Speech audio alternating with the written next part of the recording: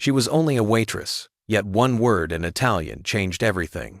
The billionaire at the next table left her a note and a first-class ticket that could rewrite her life. The rain had stopped just before Adrian Cross stepped onto the polished stone steps of the bistro, but the city still shimmered with reflections of light across the wet pavement. He paused at the door, adjusting the collar of a faded corduroy jacket that smelled faintly of mothballs, the kind of jacket no billionaire would ever be seen wearing. To the people passing by, he looked like a tired man seeking shelter, not the owner of the most expensive restaurant on the block. He opened the heavy glass door and entered, the warmth of the room wrapping around him like a challenge. The maitre d' gave him a glance that lingered on the scuffed boots and frayed cuffs of his plaid shirt, a glance that said he did not belong. Adrian lowered his eyes and mumbled a request for a table for one, letting the disguise do its work. The bistro was his creation, though none of the staff knew his face. He had opened it 2 years earlier as part of his global hospitality division, a crown jewel of culinary prestige that served the city's elite. Reports had praised it, numbers had climbed, critics had called it flawless, yet Adrian trusted none of that. Paper could not tell him what he needed to know. He was not here to taste the food, nor to measure the wine list, nor to admire the chandeliers that glittered above like cages of crystal.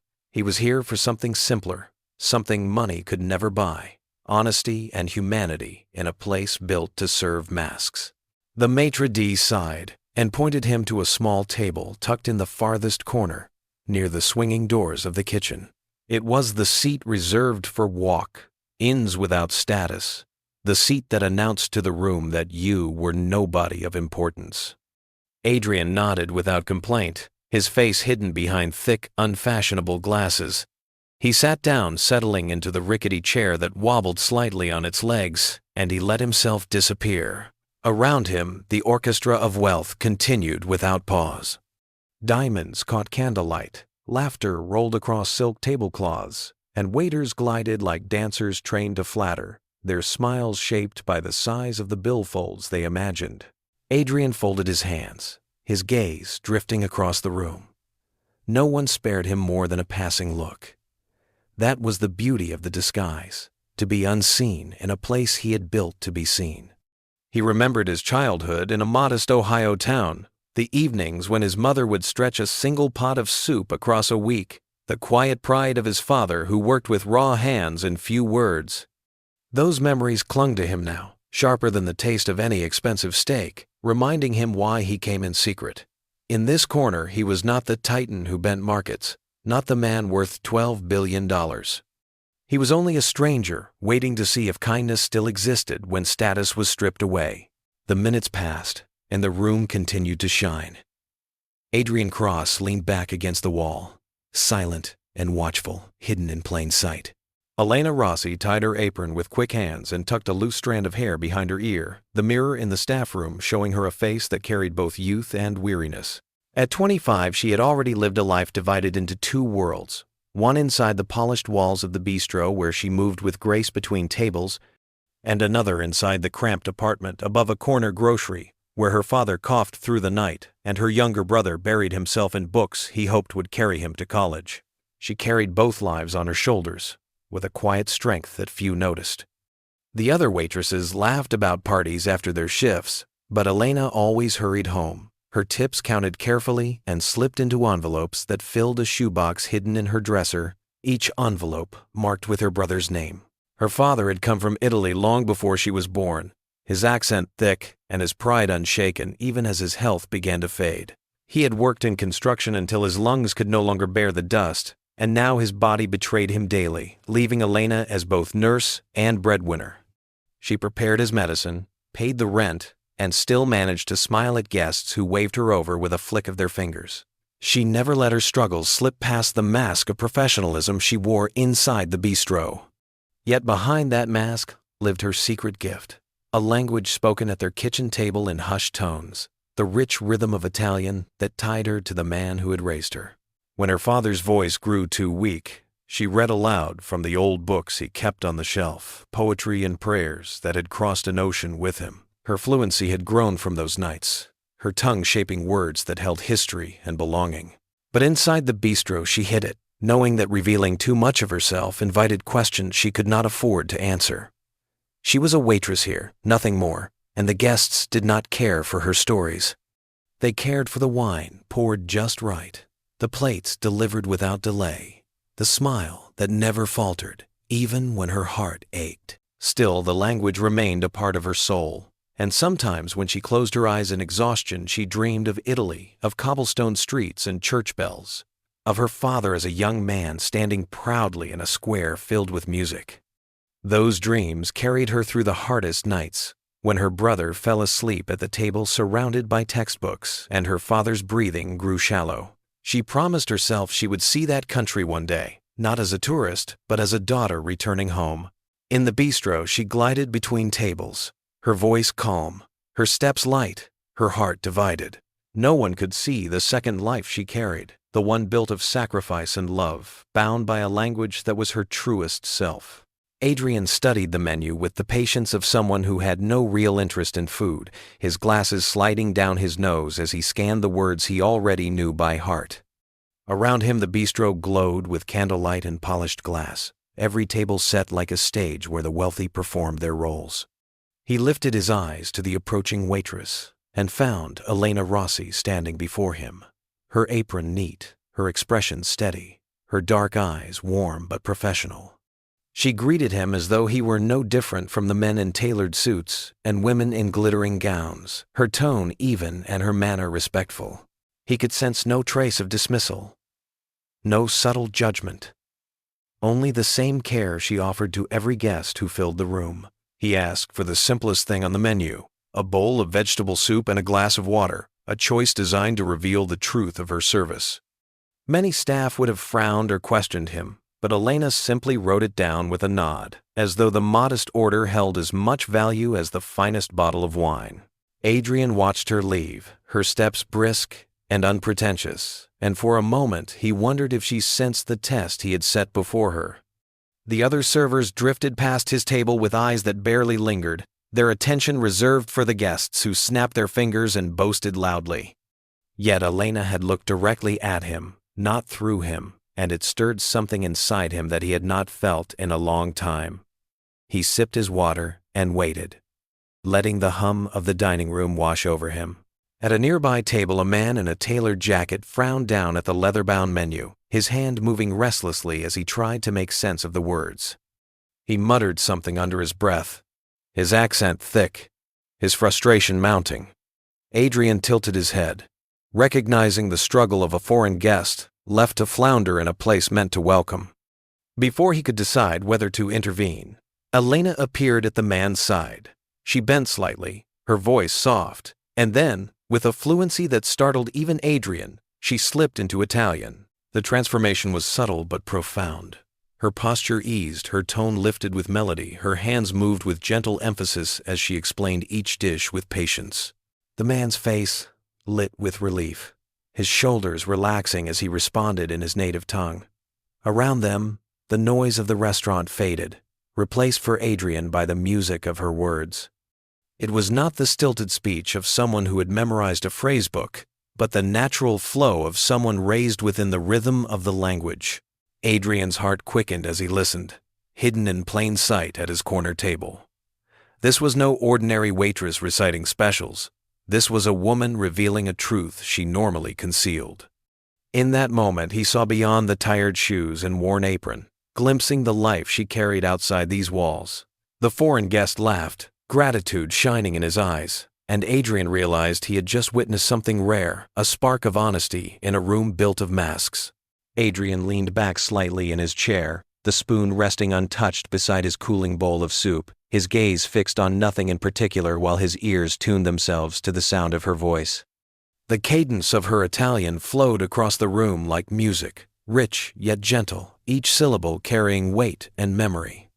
It was a sound that did not belong to the glossy stage of the bistro, with its rehearsed laughter and polished charm. It belonged to a kitchen table where family stories were told, to evenings when words carried warmth rather than pretense. He felt a flicker of something he had not felt in years, an awareness that behind her neat uniform and polite smile lived a person who had not been shaped entirely by the demands of service. She spoke to the foreign guest with such patience that it softened the edges of the man's frustration. Adrian noticed the way her eyes lingered on him as she listened, glimmering with a quiet light that came not from ambition but from responsibility, as though she understood how important it was for this guest to feel at ease in a foreign city. She translated descriptions of the dishes with precision, offering small nods of encouragement when he stumbled over his own words. The man's shoulders gradually lowered, his voice steadied, and he smiled at her in gratitude. Adrian studied the exchange with a focus he rarely allowed himself in public, the corner of his mouth tightening as if resisting the urge to smile himself. For years his world had been filled with performance. In boardrooms, men praised him with voices dipped in calculation, partners laughed too quickly at jokes that fell flat, and even friends seemed to measure every word against what they might gain. Honesty had become a luxury rarer than gold, and he had learned to live without it. Yet here, in the corner of his own restaurant, disguised as a man of no consequence, he heard it in the tone of a waitress explaining a menu. It was startling in its simplicity. She was not pretending to impress, she was not seeking favor, she was simply helping because she could. Adrian's gaze drifted to her shoes, worn thin at the toes, and then back to her face. He saw lines of fatigue hidden beneath her steady expression, the faint shadows that spoke of long nights and early mornings, and yet none of it dimmed the clarity of her presence. He wondered what weight she carried outside these walls, what battles she fought when the uniform came off and the world stopped watching. The thought unsettled him more than he expected. The conversation ended with the foreign guest thanking her in halting English, and she inclined her head with modest grace before moving on to another table. Adrian exhaled slowly, his chest tight. For the first time in years, he had heard honesty not wrapped in performance, and it left him feeling both vulnerable and alive, as though a door he had forgotten existed had been quietly opened. Victor Hale entered the room like a man who believed every eye should follow him, his polished shoes clicking against the marble floor, his suit cut too sharply to be casual, his smile a weapon more than a greeting. He moved with the confidence of someone who thrived on control, shaking hands with favored patrons, offering compliments that felt rehearsed, and brushing aside the staff with the smallest flick of his hand. Adrian noticed how quickly the atmosphere shifted around him, how waiters stiffened and lowered their voices, how the kitchen doors seemed to slow in their swing, as if the entire rhythm of the place bent to his presence. Hale was the kind of man Adrian had met in every city, the kind who mistook fear for respect. Adrian watched as Hale's gaze landed on Elena, the warm Italian lilt still lingering in the air from her conversation with the foreign guest. The polished smile tightened just a fraction, and with the ease of a predator cornering prey, Hale stepped forward and intercepted her near the wine station.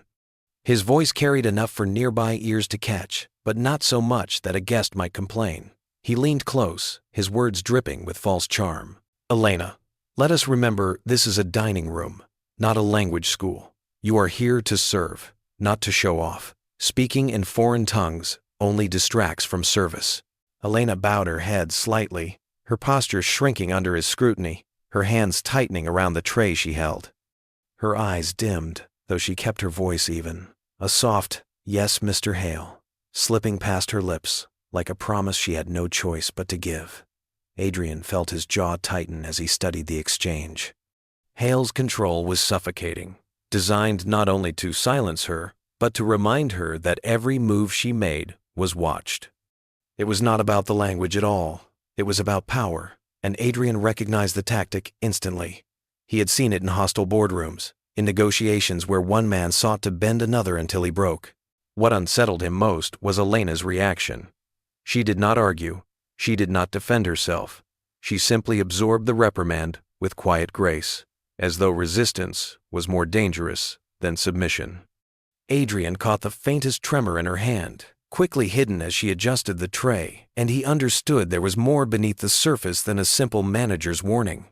Hale lingered a moment longer, his smile stretching thin as he dismissed her with a wave, before turning back to the patrons he favored, his charm instantly restored as though the scolding had never happened. Adrian leaned forward, his eyes narrowing behind the thick frames of his glasses. Here was the truth of the place, not written in financial reports or critic reviews, but in the way a man in a sharp suit sought to extinguish the quiet light of a young woman's voice. Hale thought he owned the room, but Adrian saw something else entirely, a parasite feeding off fear. In that moment he knew this dinner would reveal more than he had expected, and the test he had set for others was beginning to test him as well. Elena carried the empty wine glasses back to the service station with steady hands, though inside her chest, her heart hammered like a trapped bird. She had mastered the art of keeping her expression calm, of smoothing every gesture so no one would notice the strain beneath her surface. Guests saw only the smile, polite and professional, never the shadow of fear that followed her like a second skin. Victor Hale's words still clung to her ears, a warning wrapped in charm, a reminder that her freedom was not her own. She placed the glasses down, adjusted her apron, and moved on to the next table as though nothing had happened, but the truth gnawed at her, invisible and relentless. Months earlier, Hale had cornered her in his office, the blinds drawn, the air thick with the smell of his cologne. He had laid out papers she had never seen before, contracts marked with her name, numbers scrawled across them, and words she could barely understand.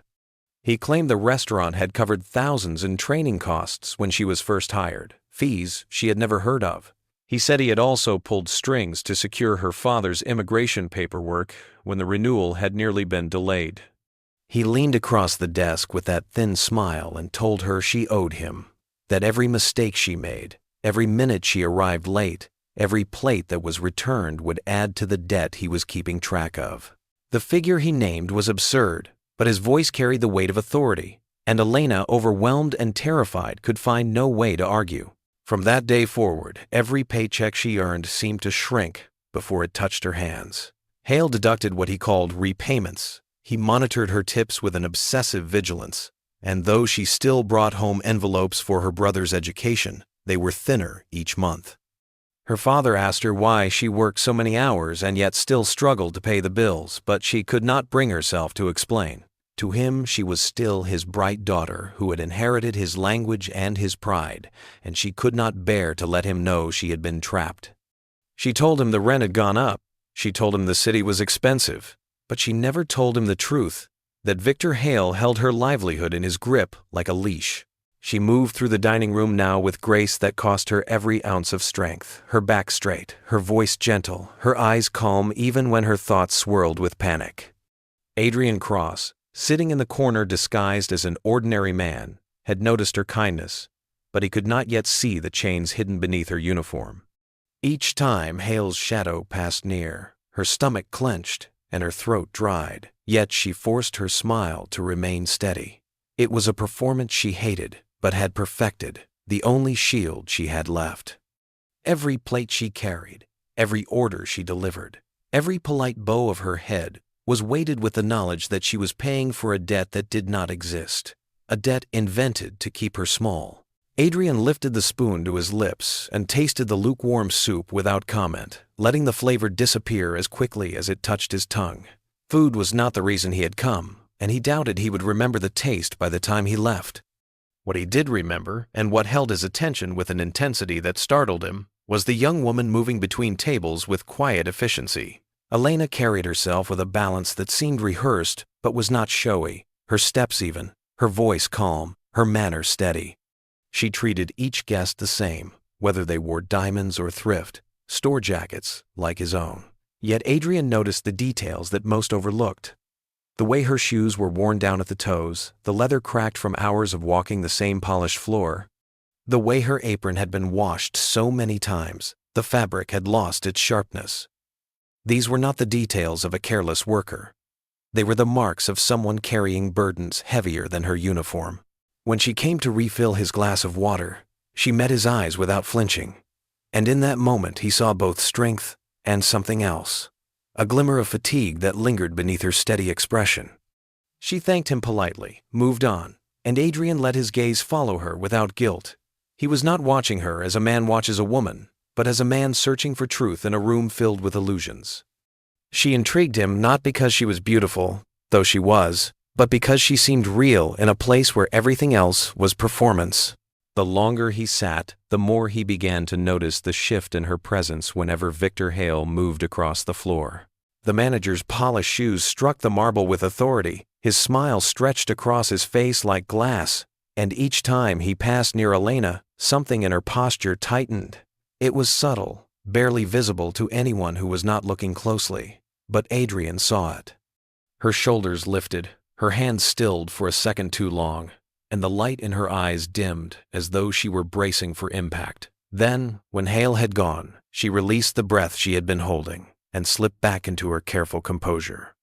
Adrian felt a slow, cold anger settle inside him, not at her, but at the shadow that hovered over her like a storm cloud. He ordered nothing more extravagant than a second glass of water, watching as she accepted the request with the same courtesy she would give to $1,000 bottle of wine. No flicker of disappointment, no judgment in her eyes, only respect. Adrian thought of the countless meals he had eaten in places far grander than this, where every smile had been bought and every gesture rehearsed, and he realized how rare it was to be served by someone whose dignity did not depend on the size of his order. He sat in silence, a quiet observer hidden in plain sight, and with each passing moment his conviction deepened that Elena was the only honest voice in a room built of lies. The dining room settled into a soft rhythm as the evening pushed forward. Glasses clinked, quiet laughter circled from table to table, and the foreign guest who had struggled so awkwardly with the menu earlier now sat at ease, his shoulders relaxed, his plate nearly finished. Elena moved gracefully around him, answering his small questions with patience, her Italian carrying the weight of familiarity and comfort. Adrian watched from his corner, noting the way the man's face brightened each time she leaned close. Not out of flirtation, but from the relief of being understood in a foreign city that could so easily make a person feel small. It was a kindness Elena offered without expectation, and that was why it carried so much power. When the man stood to leave, he reached into the pocket of his jacket, his fingers fumbling for a moment as though uncertain. Then he set a single folded note beside the bill, and from inside his coat he pulled a rose, its stem wrapped hastily in a napkin. He bowed his head toward Elena, his smile soft and genuine, a silent gesture of gratitude that needed no translation. Adrian saw the surprise in her eyes, the way her lips parted for a breath she did not release. She thanked him quietly, her cheeks warming, and when he turned and left, she slipped the rose quickly into her apron pocket, as if it were something fragile that might break in the open air. Adrian's gaze followed her every move, sharp behind the thick frames of his disguise. When she thought no one was watching, she unfolded the note for the briefest moment. Whatever words the guest had written seemed to strike her deeply, because her eyes glistened before she tucked it away as quickly as she had drawn it out. Her hand lingered against her apron for a second too long, pressing the paper and the flower close, as though anchoring herself to the small gift. Adrian understood at once that such gestures were not common in her life. To her, the note was not merely gratitude from a stranger. It was proof that someone had seen her, that her efforts mattered, and she clutched it as though it were gold. From across the room, Victor Hale's eyes swept over the staff with his usual suspicion, and Elena moved quickly, her composure returning like a curtain drawn over a window. Adrian's jaw tightened as he realized what she feared, that if Hale noticed the rose or the note, he would twist it into something against her, another reason to tighten the invisible chains he already held. She hid the treasures deep in her pocket, her smile practiced once more, her movements returning to their precise rhythm, but Adrian had seen enough. To most, it was nothing, just a flower and a piece of paper left on a table.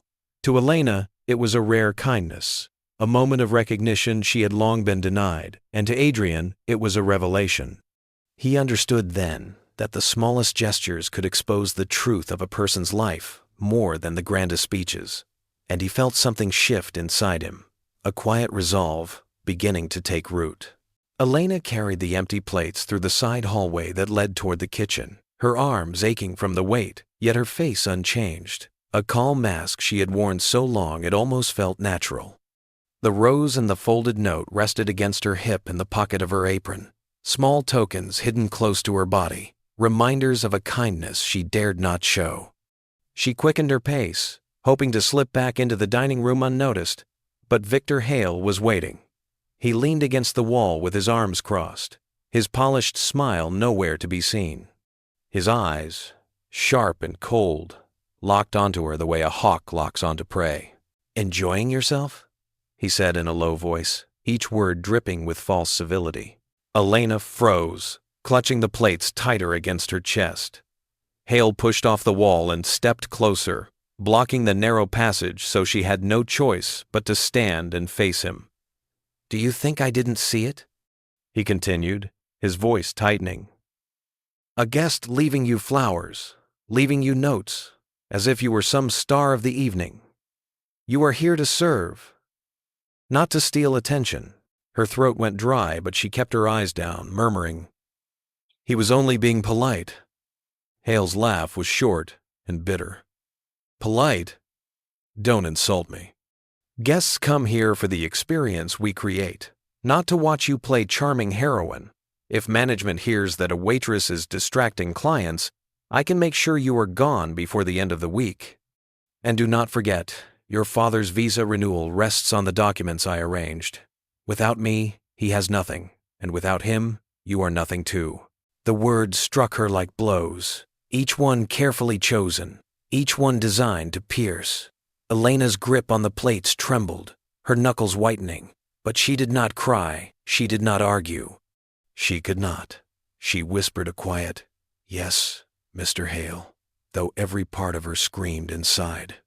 He leaned closer until his breath brushed her ear. "Keep your head down, Rossi, or I'll make sure your little brother spends his future visiting his father through glass in another country." Adrian stood only a few feet away, half hidden in the shadow near the service door. He had risen quietly to stretch his legs, unnoticed, and had stumbled into the scene. Every word of Hale's threat burned into his ears, every poisonous syllable lodging itself deep in his mind. His hands clenched at his sides, his nails digging into his palms, fury coiling hot and relentless in his chest. He had seen men like Hale before, parasites who built power by crushing those weaker than themselves. But hearing it spoken so openly to someone who had shown such quiet dignity filled him with a rage sharper than he expected. Elena slipped past Hale at last, her steps brisk, though her shoulders hunched in defeat, and Hale returned to the dining room with his polished mask restored. Adrian watched them both, his disguise shielding his expression, but inside him, a decision formed. What had begun as an exercise in observation was no longer a test. It was a reckoning waiting to happen, and he would not look away. The night had grown heavy with the clinking of glasses and the murmur of satisfied guests, but Adrian remained still at his corner table, his meal long finished, his glass of water half empty, his disguise unbroken. He had not ordered dessert, nor wine, nor anything that would draw attention, for his purpose was never indulgence but truth. He slipped a hand into the pocket of his worn jacket and pulled out the folded bills he had prepared earlier, counting them with the precision of a man accustomed to details, each note crisp but unremarkable. The total came to the exact amount of his meal, not a cent more, not a cent less, a silent test he had repeated countless times in countless restaurants under different names and faces. He placed the cash neatly inside the billfold, closed it, and set it at the edge of the table where the light from the chandelier just touched the leather. Elena approached with her usual grace, though Adrian noted the faint heaviness in her steps, the weariness hiding beneath her polite smile. Her eyes carried shadows that long shifts could not conceal, yet when she reached his table she greeted him with the same steady courtesy as if he were any other guest. She lifted the billfold with careful hands and glanced briefly inside, her expression giving nothing away. Most servers, when faced with exact change, revealed disappointment in the flicker of their eyes or the tightness of their lips, a silent rebuke that betrayed their judgment. Adrian had witnessed it many times and measured staff by it. But Elena only closed the billfold gently and bowed her head slightly, her voice soft as she said, "Thank you, sir. I hope the meal was to your liking." There was no trace of bitterness, no complaint, no subtle sigh that might suggest he had failed to reward her service. Instead, her tone carried quiet gratitude, as though even the simple courtesy of paying the bill in full was something she valued. Adrian watched her for a moment longer, his disguise shielding the sharpness of his gaze, and felt a shift inside him, a recognition of honesty, in its purest form. She had been scolded by her manager, threatened in the hallway, burdened by invisible chains. Yet she still carried herself with dignity, offering respect even when none was guaranteed in return. She turned to leave, the billfold pressed against her apron, and for a fleeting instant her hand brushed the pocket where the rose and note from the foreign guest were hidden. Adrian saw the movement, subtle and protective, and understood how rare small kindnesses must be in her life. He leaned back, his face calm, though his mind burned with the fury of what he had overheard and the quiet resolve that had begun to root itself deeper. To the rest of the room, he was just another man who paid his modest bill and slipped away unnoticed, but to himself he was no longer a detached observer. Elena had passed his test without knowing it, not through grand gestures or extravagant service, but through her simple refusal to judge, and Adrian knew he could not let the story end at exact change on a table. Elena moved through the last stretch of the evening with the steady rhythm of someone who had learned to mask her exhaustion, her trays balanced carefully, her voice calm, her smile soft but never forced. The dining room was thinning now, the wealthiest patrons gathering their coats and drifting toward the door with laughter that echoed in the marble. She lingered near a corner table, waiting for the last guest in the corduroy jacket to rise, though when she glanced that way, she realized he was already gone. The chair sat empty, the water glass half full, the air faintly touched with the scent of rain that seemed to cling to him. She frowned, for he had left quietly, without a glance, without a word of farewell. She approached the table to clear it, her hands steady at first, until she noticed the folded square of linen resting where the billfold had been. At once her fingers trembled, the tray in her other hand tipping slightly before she caught it against her hip. She set it aside and picked up the napkin, its weight unusual, too firm to be only cloth. She unfolded it with care, her eyes widening as something slipped into her palm. First a piece of paper, then a glossy rectangle that caught the low light of the chandelier. Her breath caught in her throat as she recognized what it was. Not a receipt, not another bill, but an airline ticket, first class, bound for Rome. Her pulse thundered in her ears, her lips parting in disbelief. Beneath it lay a smaller card, handwritten in a script bold and elegant, a single line in Italian that sent a shiver through her chest. La tua voce appartiene al mondo. Incontrami. Your voice belongs to the world. Meet me. Her knees weakened, and she gripped the back of the chair, the weight of the message almost too much to process. She looked around quickly, her instincts sharp, for Victor Hale's shadow was never far. If he saw the ticket, if he even suspected she had been given something so valuable, he would twist it into another debt, another chain to bind her tighter. With hurried fingers, she folded the napkin again and tucked both ticket and note deep into her apron pocket, her hand pressing against them as if afraid they might vanish. Her thoughts spun wildly. Who was he? This quiet stranger in worn clothes, who ordered only soup and water, who paid with exact change, yet left behind a gift that could alter the course of her life. No ordinary diner could leave such a thing. No ordinary man could write words that struck her heart so deeply. She felt fear and wonder colliding inside her chest, and for a moment she could not breathe. She gathered the empty dishes, forcing her hands to steady, her face to calm. But as she walked back toward the kitchen doors, she pressed her palm against her pocket again, feeling the outline of the ticket and the folded note. For the first time in years, hope flickered within her, fragile but alive, and though her steps remained quiet, her soul was trembling with a secret too powerful to ignore. Elena stood in the dim hallway behind the kitchen, her back pressed against the wall, her hands shaking as she clutched the napkin, the ticket, and the note. The bustle of the dining room was only a few feet away, the sound of laughter and clinking glasses muffled by the door, yet she felt as though she were caught between two worlds. Her chest rose and fell in shallow breaths, her mind racing faster than she could control. Was this some kind of trick? Some cruel test arranged by Victor Hale to catch her in disobedience? Had he planted the ticket himself, waiting for her to slip, ready to accuse her of theft or betrayal? The thought sent a chill through her, and she shoved the items deep into her apron pocket, her fingers curling over them as though she could shield them with her body. Her heart pounded so hard it echoed in her ears. Rome. The word itself was like a dream, a promise of escape. But with it came terror.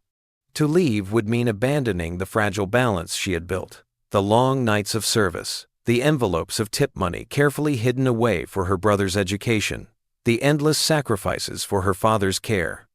And if it was all a lie, if Hale discovered the ticket, he would use it against her in ways she could not even imagine. He had already bound her with debts that did not exist, twisted her father's paperwork into chains, and reminded her daily of his power. If he learned she held a ticket out of his reach, he would tear it from her hands and crush her with the weight of it. Her thoughts darted back to the man in the corduroy jacket, his quiet presence, his calm eyes that seemed to see her without judgment. He had asked for nothing. He had spoken little. He had paid his bill with exact change, as though to leave no trace. Could he have been the one who left the ticket? If so, who was he really? No ordinary man sat so quietly yet carried such confidence in his stillness. No ordinary diner could leave behind a first-class seat to another life. Her fear deepened, because the mystery of him tempted her more than she wanted to admit. She pushed away from the wall and forced herself to move, to carry the dishes stacked in her arms into the kitchen, her smile returning by habit though her insides trembled. Hale's voice rang faintly from the dining room, smooth and commanding, and she felt her throat tighten. She kept her head down, slipping past the other servers, her mind whispering again and again that she had to hide what she had been given. She tucked the napkin and the ticket deeper into her locker before returning to the floor, her hands still trembling, her body still tense. The idea of escape burned within her like a flame she could neither touch nor extinguish. It terrified her as much as it called to her, and as she moved among the glittering guests, she knew nothing in her life would ever feel the same again. The city glimmered below the vast windows of Adrian's penthouse, each light a fragment of a kingdom he had built from nothing, each shadow a reminder of how far he had climbed. He stood in the center of the silent room, pulling off the corduroy jacket that smelled of dust and age, the thrift store-plaid shirt clinging faintly to his skin. Piece by piece he removed the disguise, letting it fall across the polished marble floor. The scuffed boots were kicked aside, the thick glasses placed on the counter, the stubble on his chin rubbed with a hand that knew it would be gone by morning. Within minutes, the man who had slipped unnoticed into the bistro was gone, replaced by the figure who commanded boardrooms and brokered deals across continents. Adrian Cross was no wanderer. He was the owner of the restaurant, the architect of empires, the man whose name carried weight in every circle of wealth and power. He poured himself a glass of water and stood before the mirror, the reflection staring back at him with eyes that were clear yet heavy. What he had left behind on the table was not random, not the whim of a lonely billionaire playing games with his staff. It was deliberate, an invitation written on a napkin, sealed with the promise of a first-class ticket to Rome. He thought of Elena's face, the tremor in her hands as she spoke, the grace in her posture even when fear shadowed her. He had seen something in her that stirred him, something he had not found in the world of polished smiles and empty laughter. Her voice in Italian had been pure, unpolished, untouched by calculation. It belonged not to the walls of a restaurant ruled by men like Victor Hale, but to a wider world that had long been denied her. Adrian knew the weight of what he had done. He had disrupted her life in a single gesture, placed a choice in her hands that could shatter or save her. The ticket was not a command, it was a door. She could step through it and find freedom, or she could choose to remain where fear and debt pressed her down. He could not decide for her, nor would he. The note was simple because truth often was. Your voice belongs to the world. Meet me. It was both a promise and a challenge, a test not of service, but of courage. He walked to the wide window, gazing at the streets below where cars streamed like rivers of light, his reflection superimposed against the city skyline. For years he had hidden behind disguises to remind himself of the value of honesty, but tonight the disguise had shown him more than he had expected. It had revealed a woman caught in a trap, a woman who deserved more than to serve under the shadow of a predator. He raised the glass to his lips, the water cool, his thoughts sharper than they had been in years. She would have to choose, but he knew the invitation was more than a gesture of kindness. It was the beginning of something neither of them could yet name. Elena had almost made it through the night without drawing Hale's attention again, But luck was a fragile thing in his hands. She had just returned from the kitchen, her apron pressed neatly, her hair pinned back, when his voice cut through the soft murmur of the dining room. "Rossi, my office. Now."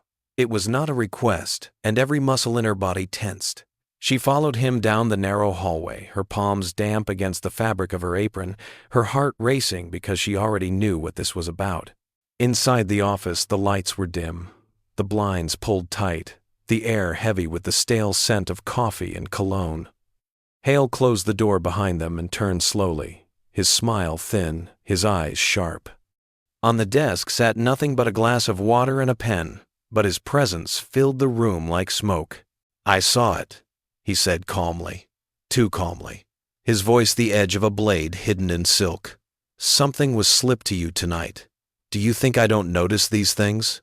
Elena's throat went dry, but she forced her voice to stay even. "It was nothing, sir. Just a guest being kind." Hale laughed softly, shaking his head. "Kindness is not free in this world." "Don't lie to me, Elena. You've been hiding something, and I won't tolerate secrets." He stepped closer, his hand resting on the edge of the desk, his body leaning toward her like a predator closing in. "If you think you can keep anything from me, remember how fragile your father's papers are. One phone call, one missing signature, and he is back on a plane with nothing but the clothes on his back. You would not want to see him dragged through that humiliation, would you?" Her breath caught, the room spinning for a moment as the threats settled deep inside her. He had always used the same weapon, her father's name, her father's safety, as the chain to bind her. Each time he spoke it, she felt smaller, weaker, cornered. She clasped her hands in front of her to keep them from trembling. "Please, Mr. Hale, I haven't done anything wrong." He tilted his head, studying her with mock pity. "Wrong or not, it doesn't matter. What matters is what I say. And what I say is this. Whatever you receive tonight, you bring it to me. If you hide it, if you think you can hold back, you will regret it. Your job will be gone, your brother's future destroyed, and your father's life here over. Do you understand me?" Elena nodded, her lips pressed so tightly together she thought they might break. The folded napkin in her locker seemed to burn against her skin, even though it wasn't there, its promise flickering like a candle in the wind. She felt the walls of the office closing in, every escape sealed by Hale's voice, every ounce of hope trembling. She walked out with her head lowered, her body steady only because she could not afford to show fear. Though inside her heart was breaking under the weight of the choice she knew she would soon have to make. The city was quiet when Elena slipped out of her apartment, her coat wrapped tightly around her body, her bag slung across her shoulder with only the barest essentials inside. She had waited until her father's breathing had settled into its steady rhythm, until her brother had finally fallen asleep at the kitchen table, surrounded by his books. She kissed them both softly, whispered a promise she could not put into words, and closed the door behind her. The folded napkin pressed against her palm, the ticket hidden deep in her pocket, and with each step down the stairwell her legs felt heavier, as though the walls themselves were asking her not to go. The cab ride to the airport blurred into streaks of light across the window, her reflection pale, her eyes wide with fear. She could almost hear Hale's voice writing the engine's hum, warning her of consequences, reminding her of chains. Every passing street sign seemed to echo his threats, and every stoplight felt like a test of her courage. She pressed her hand against the pocket where the ticket lay, and beneath it the words written in Italian, a message that told her she had value, that her voice belonged to more than silence. She repeated the phrase under her breath like a prayer, clinging to it as though it could drown out Hale's shadow. At the terminal, her hands shook so badly she fumbled with the zipper of her bag, spilling its contents onto the cold tile floor. A scarf, a small notebook, a worn photograph of her family, all scattered as if accusing her of running away. She gathered them quickly, fighting the tears that threatened to break, and tucked them back into place. Around her, people hurried past, dragging suitcases, laughing, speaking into phones, their lives unfolding without fear. She felt like an imposter, a fugitive stepping onto a stage where she did not belong. When the announcement came over the speakers, her chest tightened. The voice was mechanical and calm, but in her ears it became Hale's warning, every syllable a reminder that he could reach her anywhere. She hesitated by the gate, her ticket clutched so tightly it creased, her knuckles white with the pressure. She thought of her father's fragile frame, of her brother's tired eyes, and guilt seared through her, whispering that every step toward freedom was a step away from them. Yet the thought of staying, of walking back into the restaurant where Hale waited with his polished smile and hidden threats, filled her with a terror far greater. She handed the ticket to the attendant, her voice barely audible as she murmured thanks. The scanner beeped, green and final, and she stepped forward. Her legs felt unsteady, her breath shallow, but she kept walking, one step after another, each footfall a defiance. As she crossed the bridge toward the waiting plane, she pressed the folded napkin against her chest beneath her coat. It was not just paper. It was an anchor. The only proof that someone had seen her. Someone had given her a choice. Fear walked beside her. Guilt tugged at her heels. But hope flickered in her pocket, fragile yet alive. And she clung to it as she boarded the midnight flight. The plane descended through a wash of golden light, the horizon stretching wide as dawn broke over Italy, and Elena pressed her forehead to the window, her breath fogging the glass. The sight of Rome below made her heart stumble. A city she had only seen in her father's photographs. A city wrapped in his stories, now rising beneath her in sunlit stone and endless rooftops. Her chest tightened with awe and fear, for every mile she had traveled carried her farther from the small apartment, the quiet coughs of her father, the determined silence of her brother. She closed her eyes for a moment and pressed the napkin inside her coat, reminding herself she was not alone, reminding herself that someone had given her this chance. The landing was smooth, though her hands shook as she gripped the armrest, the final jolt of wheels on tarmac waking her to the truth of what she had done. She had run, she had escaped the shadow of Hale, and now she stood on foreign soil with nothing but a folded message and a name written in silence. The airport was a flood of voices, languages twisting and mixing, announcements echoing across the marble halls. Elena stepped into it slowly, her shoes tapping against the floor, her body moving as though each step might break the spell. She held her small bag close and scanned the crowd, her heart pounding, every face a stranger, every sound both new and familiar. Then she saw him. At first she did not recognize him, not without the corduroy jacket, not without the glasses that dulled his eyes, not without the disguise that had made him invisible. This man was tall and commanding, his suit cut perfectly, his presence impossible to ignore.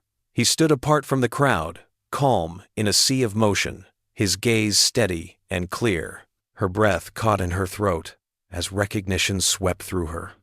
The stranger from the corner table, the one who had asked for nothing but soup and water, the one who had left behind a ticket to freedom, was no wanderer at all. He was Adrian Cross, the name she had read in business journals, the figure her world could never have touched.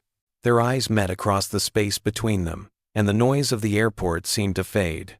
For a moment she felt suspended, her fear, her exhaustion, her guilt, all burning away under the simple truth of his gaze.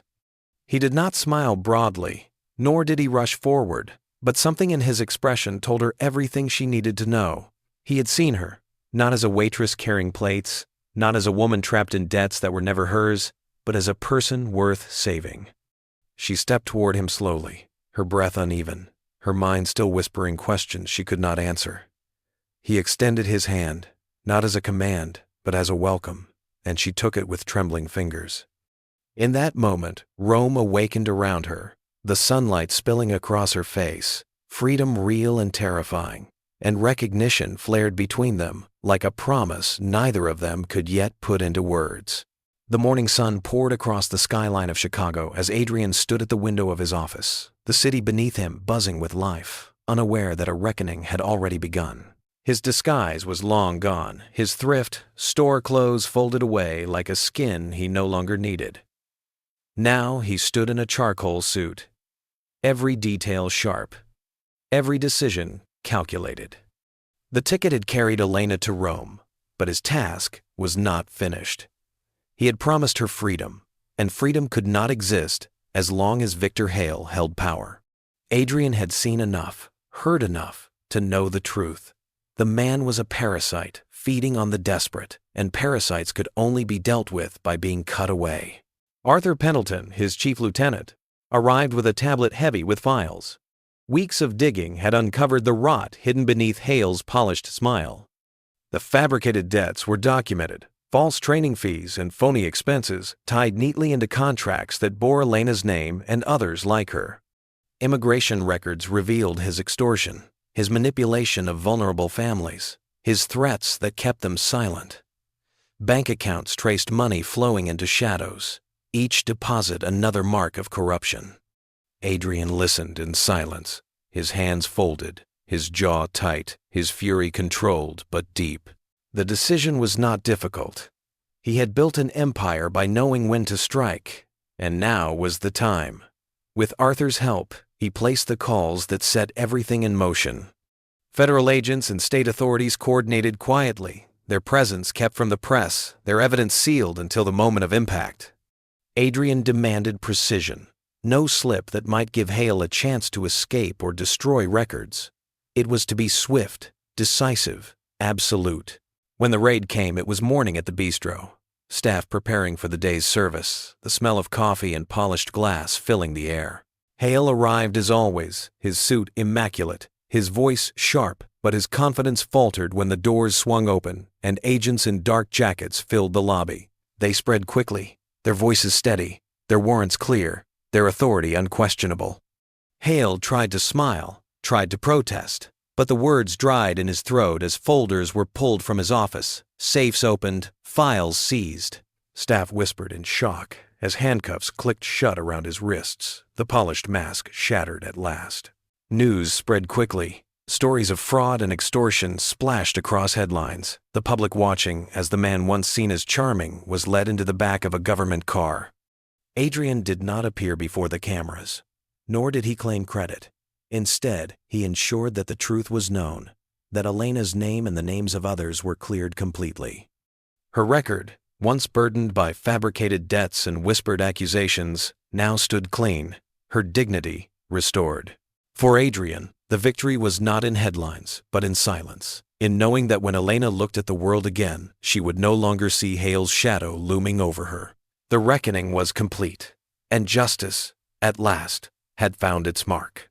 The afternoon light in Rome softened the edges of the old stone buildings, painting the city in gold, and Elena stood on a balcony high above the narrow streets, her hand curled around the stem of a glass of wine. For the first time in years, her laughter drifted into the air without hesitation, light and unguarded, as though a weight had finally been lifted from her chest. She had not imagined such freedom was possible, not when every day back home had been a battle against fear and silence. But now, she breathed in the warmth of a city that belonged to her father's memories and to her own new beginnings.